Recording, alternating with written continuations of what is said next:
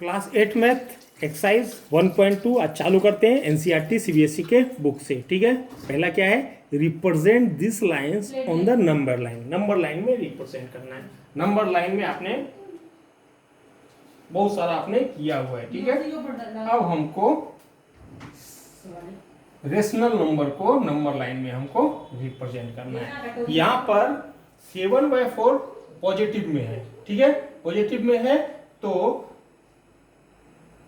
0 यहां ले लेते हैं लेफ्ट साइड में। ठीक है, क्योंकि पॉजिटिव नंबर की हमको जरूरत है। ठीक है, और इस तरफ के माइनस साइड को छोड़ देते हैं, आगे के साइड को हम लिखते हैं। ठीक है, 7/4 को हम किस तरह से डिनोट कर सकते हैं, यदि हम चाहे तो इसको इम्प्रॉपर है तो इसको हम 1/3/4 में इसको चेंज कर सकते हैं। ये करना आपको आता ही है, यानी हमारा वैल्यू जो होगा 3/4 प्रॉपर है और 1 के साथ में वो मिक्स्ड है, यानी 1/3/4 है।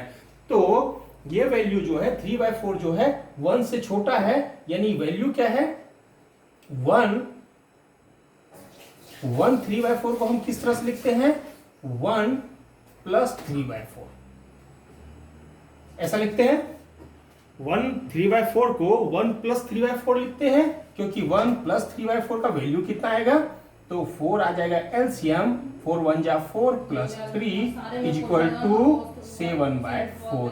ये 7/4 ही ये 7/4 है, यानी कि 1 3/4 को 1 + 3/4 लिख सकते हैं। 1 + 3/4 का मतलब क्या हुआ कि वैल्यू जो आएगा 1 से ऊपर आएगा। तो एक हमने वैल्यूज 1 पुट कर दिया। ठीक है, दूसरा वैल्यू यहाँ पे हमने 2 पुट कर दिया।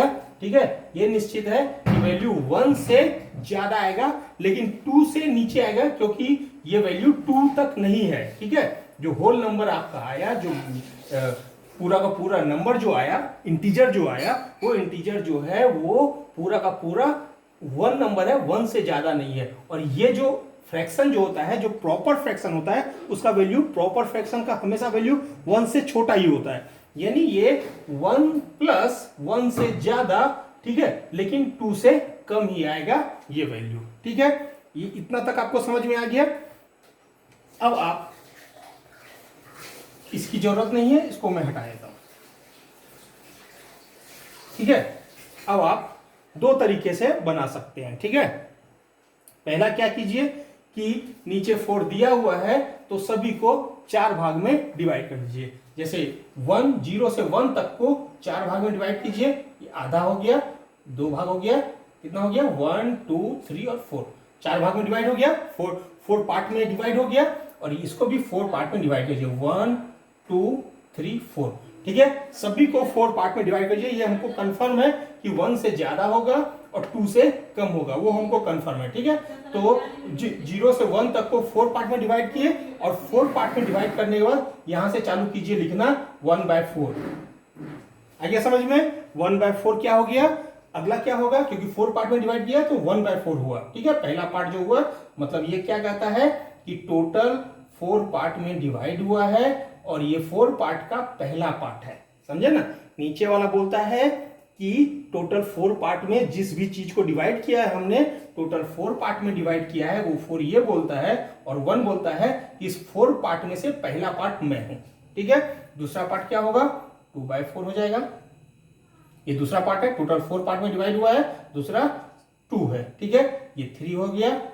ठीक है, यहाँ पे 1 लिखा हुआ है, अदरवाइज ये क्या होता 4/4, और 4/4 को डिवाइड करेंगे, कैंसिल करेंगे तो क्या होगा 1 बचेगा। ठीक है, ये क्या हो जाएगा 5/4। ठीक है, वैसे ही एक आप बढ़ते जाइए। जब ये 1/4 आया, 2/4 आया, 3/4 आया, 4/4 आया, और सेम टू सेम हमने आगे डिवाइड किया है, तो वैसा ही आगे बढ़ता जाएगा, तो 5/4 होगा। ठीक है, ये क्या हो जाएगा 6/4 हो जाएगा, ये क्या हो जाएगा 7/4 आ गया समझ में। 8 क्या होगा, 8 वापस यदि आप लिखेंगे तो 8/4 होगा। 4 1 जा 4, 4 2 जा 8, यानी 2। ठीक है, तो इसको लिखने की जरूरत आपको नहीं है, इसको लिखने की जरूरत नहीं है, ये आपने तो देख ही लिया है।